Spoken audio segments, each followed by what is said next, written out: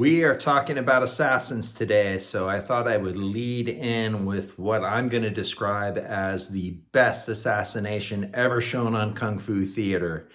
You have to admire the man that played the guy getting killed. I mean, that actor really sold it.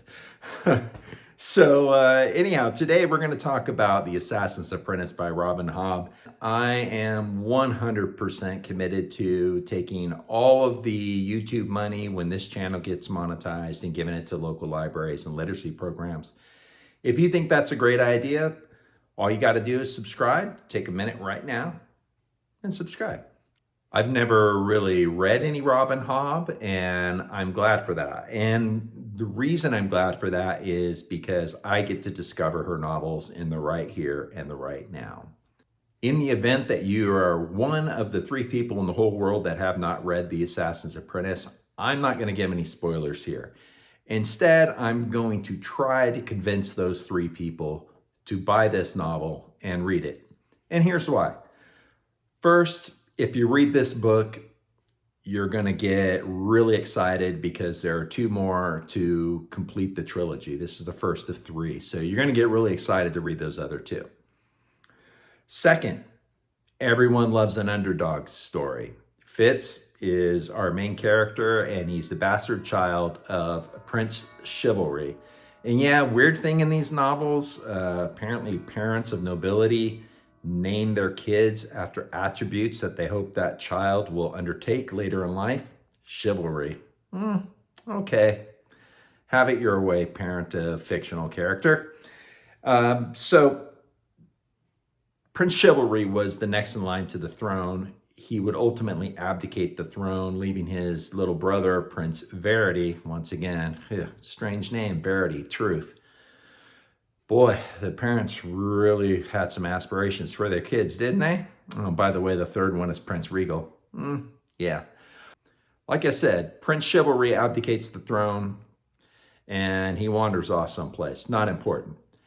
His bastard son Fitz is our main character, and the novel is written from the first-person perspective of Fitz. The other thing I really like about this novel is the characters are very well drafted. Prince Verity, strong, sure of himself, noble, and soldier's soldier. Fitz's other uncle, Prince Regal.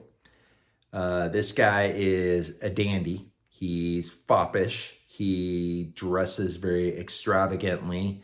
And really, there's not any good qualities about the man. Next up, Burrich. Burrich is the stable master and the individual that is essentially going to raise Fitz up into manhood.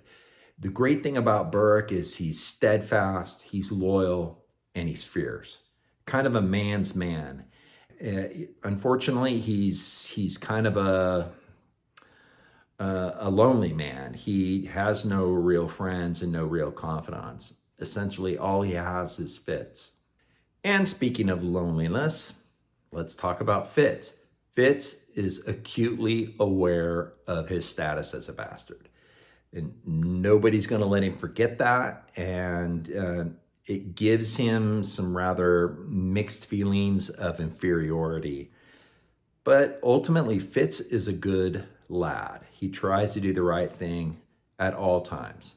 The point here is that Hobbs's characters are interesting. If you read the entire trilogy, you kind of need to like how the characters are crafted by the author. Otherwise, you're just going to spin out midway through and not finish, right? These characters are worth the investment of your time.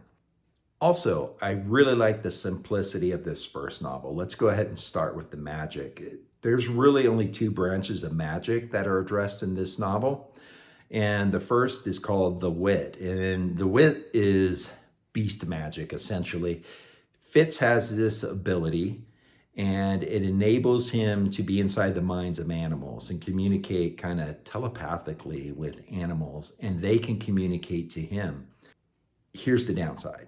The downside is that at least it's commonly believed that use of the wit ultimately will confuse man and animal, and the man will become like the animal. And that's not a good thing, right? So that's the concern with the use of the wit.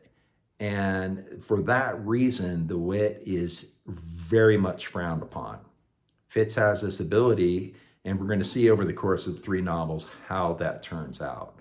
In this first novel, we get an introduction to it. We understand what it is. We understand how important it is to Fitz, because essentially he fills the gap in his loneliness by use of this magic and communicating with his dogs. The second branch of magic is not very creatively called the skill. And the skill is the ability to communicate over long distances and bridge the gap between mind and mind. So if you and I were 1,000 miles apart, I could think in my mind what I want you to know, and you would hear it as though you were standing next to me. Fitz is going to receive training in the skill. And here's the downside. And I really like that there are downsides to the use of both branches of the magic. The downside here is use of the skill is addicting. It's like a drug. So once you start using this branch of magic, you want to use it more and more until ultimately it could turn you into a mindless, blathering idiot. The other thing I like about Hobb's portrayal of Fitz is that in this novel, he's pretty much thrust into the role of becoming an assassin. He doesn't have much of a choice. If he wants to find his place somewhere in Buckkeep, he needs to find that place, and he's been offered this. So even though he wasn't forced to do it by the king himself, it's kind of understood that he needs to do this because he's got to find his place. The interesting thing that I really liked about being an assassin in this novel is that it's not cloak and dagger in the back in a dark alley kind of assassination. It's more poison. It's the subtle means of killing a man. And that's not glamorous. There's nothing pretty about it. And it's somewhat cowardly. So I like that downside of being an assassin, but kind of doing it in a way that is not, for lack of a better word, manly. Fitz is undertaking this all on his own, which kind of increases his sense of isolation and loneliness. Next thing I really like about this novel, Hobbs's prose is excellent. Listen to this. Sometimes luck belongs to children and madmen. That night I felt we were both. It kind of just flows, and there will be lots of instances as you're reading this novel where you'll look at it and you'll say, wow, what a great way to phrase that. That's going to happen to you a lot, and it's because Hobbs is such a great writer. But typical in fantasy, you can't just draft a novel as a character study. There has to be an external enemy that is the foil for the court intrigue, the foil for the coming of age. It's that external enemy that's going to be the thread throughout your series. You need something that's going to cause the reader to say, hey, y'all need to get your crap together because there's this really bad enemy out there. So sort out your mess internally and get busy fighting the other guy. The kingdom was certainly going to have to learn to fight off the Red Raiders, but they're also going to have to learn to address the consequences that the Red Raiders leave behind them after they've raided. It's something called the forging, and that's all I'm going to say about it because for the 3 of you that haven't read this novel, you don't want me to spoil it for you. And yeah, you are getting plenty of fantasy novel tropes. Honestly, I wish we didn't have genre because tropes go with genre, and I think it tends to allow authors to be lazy. Spin the wheel, pick a trope, write the novel. Well, here's a couple. The underdog trope. Yep, Fitz is a bastard. The gruff father figure. Well, that's Burrich. The bratty prince. That's Prince Regal. The wise old master. That's Chade, the master of assassins. The chosen one. Also Fitz. However, what I'm going to affirm to you is that these tropes aren't overdone in this novel. And that's a really good thing. Like I said before, this novel has depth, it has substance. Each character is believable in their role, and they're defined enough to manage and transcend the archetype. One minor criticism: the pacing can be a bit slow at parts of this novel. However, I don't really think that's unexpected for the first novel in a series.